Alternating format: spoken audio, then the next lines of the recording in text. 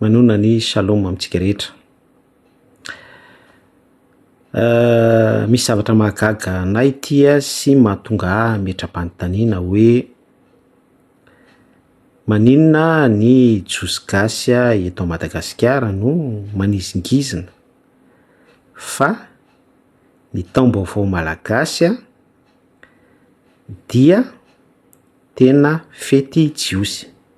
Averiko tsara le fanontaniana hoe misy rahabe mihitsy izay miorganiser réunion amaha mpino jiosy misy rima azy fa io taom-baovao malagasy io dia tena mifanitsy amin'ny calendrier jiosy ary indrindra tena hoe mifanitsaka amin'ny kultura jiosy. Dia rehefa napetrako ny fanontaniana mahagaga anahy dia hoe maninona ry zareo any Israel no tsy mankalaza taom-baovao malagasy?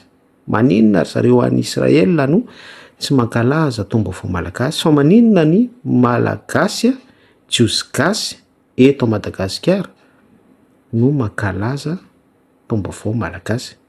Dia tsisy namaly zareo fa lasa nitsoaka daholo.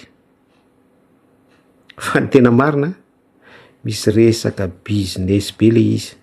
Tsy na le business fa ao anatin'ny periode ry zareo maka ny fony malagasy dia izay fombafomba malagasy afaka samboriny sy roitiny dia alainy ahafahany manjono gasy sy maka ny fony malagasy, esprit de séduction zany,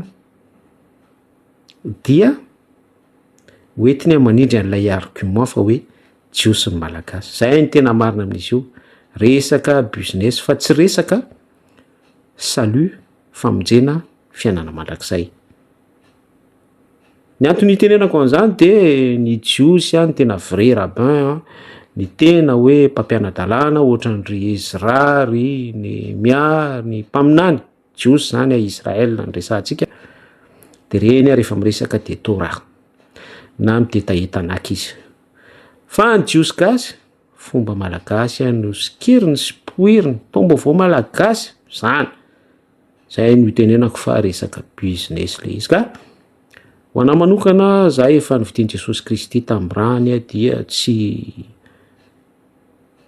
voafitaka amin'izany dia satria za tsy voafitaka dia nareo ihany koa dia tiako mba hanaraka an'izay lalana efa nisorako izay, satria nahazo maimaim-poana dia mizara maimaim-poana ny tenanay kandrema fa misy hevim-petsy famitahana sy resaka business be le izy. Raso, samita in'Andriamanitra.